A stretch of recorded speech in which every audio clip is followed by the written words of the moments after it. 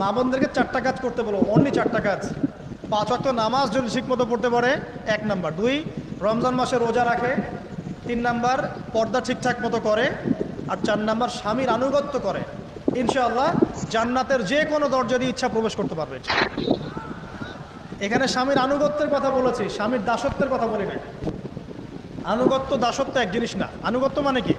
আনুগত্য মানে আপনি স্বামীর যে কোনো ভালো কাজে আপনি তাকে সায় দিবেন, আনুগত্য। নামাজ পড়তে বলেছে, নামাজ পড়তে হবে। পর্দা করতে বলেছে, আপনি পর্দা করবেন। বেপর্দায় যাবেন, আপনি যাবেন না। এটা আনুগত্য। দাসত্ব কি? দাসত্ব হচ্ছে যে সে ভালো মন্দ যাই বলুক আপনি শুনছেন, এটা দাসত্ব। এটা করবেন না। মা বোনরা 4টা কাজ বাসায় গিয়ে আবার শুনিয়ে দিবেন।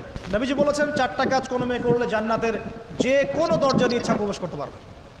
1 নাম্বার, 5 ওয়াক্ত সালাত। 2 নাম্বার, রমজান মাসের সওম রোজা।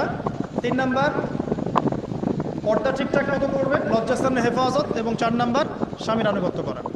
মায়ের খেদমত করে দোয়া করেন, দোয়া কবুল হবে ইনশাআল্লাহ। বাবার খেদমত করে দোয়া করেন, দোয়া কবুল হবে ইনশাআল্লাহ। কোরআন তেলাওয়াত করে দোয়া করেন, দোয়া কবুল হবে ইনশাআল্লাহ। মনে করেন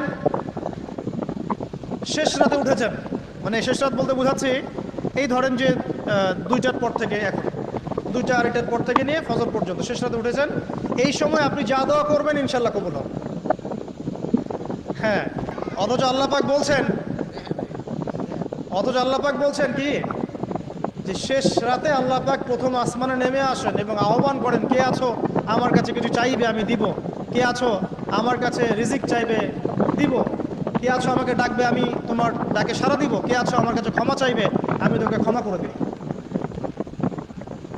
প্রিয় যুবক ভাইরা, আল্লাহকে মূল্যায়ন করতে শেখো। এই সময়গুলোতে দোয়া করলে